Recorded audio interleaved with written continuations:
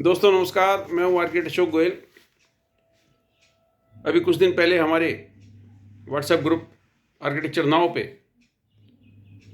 एक विद्वान आर्किटेक्ट ने पोस्ट डाली कि पिछले कुछ समय में 50 से ज़्यादा आर्किटेक्चर कॉलेज बंद हो चुके हैं।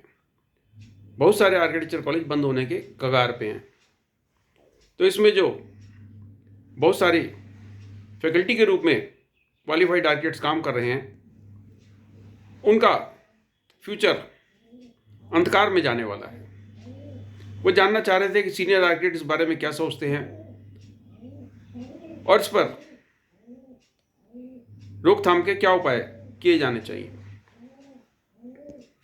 इस बात का आपको अच्छी तरह से अगर विश्लेषण करेंगे तभी हम किसी नतीजे पहुंच पाएंगे। मैं नई दिल्ली के school of planning and architecture से 80 के दशक में मैंने शिक्षा प्राप्त की। 15 रुपये महीने मेरी फीस थी। 12.5 का दिल्ली ट्रांसपोर्ट कॉरपोरेशन का बस का पास बन जाता था। तो आने जाने का खर्चा सब कुछ मिला के 27.5 रुपये महीने में मैंने आर्किटेक्चर उत्तीर्ण कर लिया। उसके बाद चौधरी गुलजार सिंह में इंटर्नशिप की। चौधरी गुलजार सिंह का कनॉट प्लेस में ऑफिस है। आईआईटी दिल्ली के अलावा बहुत सारी भव्य इमारतों का इन्होंने डिज़ाइन और निर्माण किया है। वहाँ मुझे 500 रुपये महीना ऑनरेरियम मिलता था। आप इसे तनख्वाह नहीं बोल सकते क्योंकि इंटर्नशिप के दौरान था। यानी 15 रुपये महीने की फीस देकर मैंने 500 रुपये महीने की आमदनी हासिल की 5 साल का कोर्स कंप्लीट करने के बाद। यानी मेरे लागत मूल्य का, अगर आप इसे लागत मूल्य मान लें तो, क्योंकि लोग कहेंगे व्यवसाय नहीं है इसलिए आप इसे लागत मूल्य नहीं कह सकते। बहरहाल अगर आप 15 रुपये महीने की लागत मूल्य का 500 रुपये महीने की वापसी मान लें तो लगभग 30 गुनी आमदनी बैठती है। 15 रुपये की लागत और 500 रुपये महीने की आमदनी। आज क्या परिस्थिति है? आज सरकारी क्षेत्र में आर्किटेक्चर कॉलेज बहुत कम है, निजी क्षेत्र में बहुत ज़्यादा है।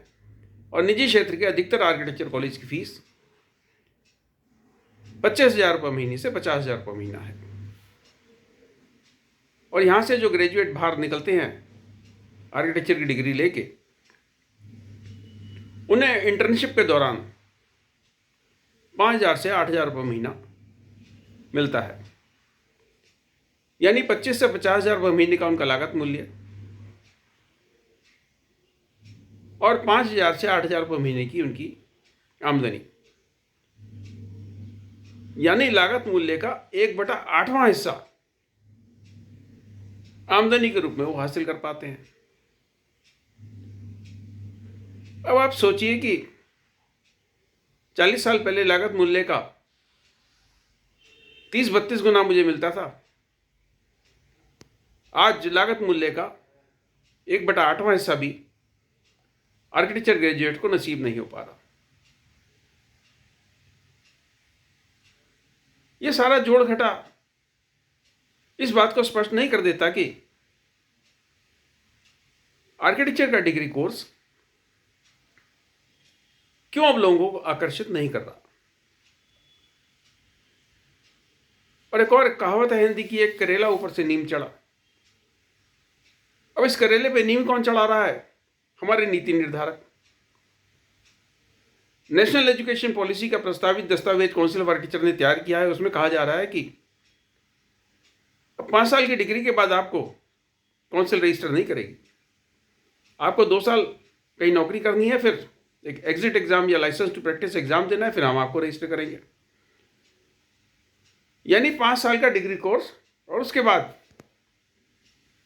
2 साल की बंधुआ मजदूरी, उसके बाद एग्जिट एग्जाम, और उसके बाद आप सक्षम हो जाएंगे अपने आप को आर्किटेक्ट कहने के लिए। आप आर्किटेक्ट नहीं कह सकते अगर आप काउंसिल ऑफ आर्किटेक्चर से रजिस्टर नहीं है। तो 7 साल के बाद आप अपने आप को आर्किटेक्ट कहने के लिए सक्षम हो माने जाएंगे। तो इस हिसाब से आर्किटेक्चर प्रोफेशन को और ज़्यादा अनाकर्षित कर दिया आपने। उसके मुकाबले सिविल इंजीनियर 4 साल के बाद डिग्री हासिल करेंगे और तुरंत उनको म्यूनसिपैलिटी डेवलपमेंट अथॉरिटी लाइसेंस दे देंगे।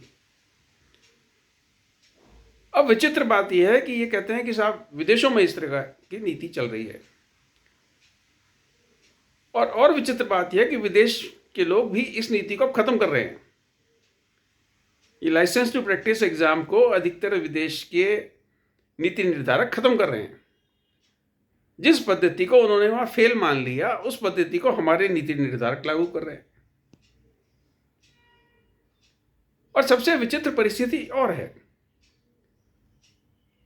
हमारे सीनियर आर्किटेक्ट, हमारे आईआईई के वरिष्ठ लोग, हमारे काउंसिल ऑफ आर्किटेक्चर के वरिष्ठ लोग इस बात पे चर्चा करने को तैयार नहीं है, इस बात पे बातचीत करने को तैयार नहीं है। उनकी अपनी एक विचित्र सोच है। उस विचित्र सोच को येन केन प्रकरेन वो लागू करना चाहते हैं।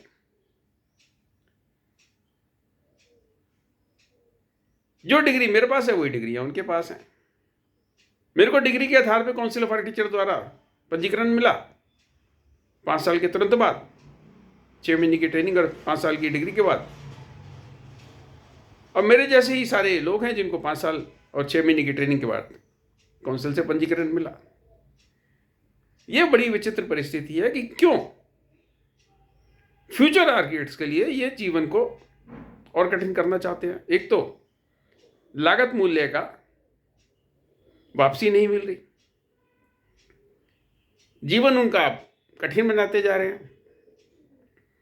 फिर आर्किटेक्चर ग्रुप पे लोग पूछते हैं कि आर्किटेक्चर कॉलेज बंद क्यों हो रहे हैं। आप विचार कीजिए इस पे, आप संवाद स्थापित कराइए काउंसिल के नीति निर्धारकों से, आईआईए के वरिष्ठ सदस्यों से। कब तक आप ईसीबीसी पे और सस्टेनेबल आर्किटेक्चर पे वेबिनार सेमिनार करते रहेंगे? कब तक आप क्रिकेट मैच के आयोजन करते रहेंगे? कब तक आप संगीत समारोह के आयोजन करते रहेंगे? अगर आर्किटेक्चर प्रोफेशन एक विचित्र दिशा में जा रहा है तो उसको ठीक करने की जिम्मेदारी किसकी है? मेरी और आपकी तो है। शुभकामनाएं, नमस्कार।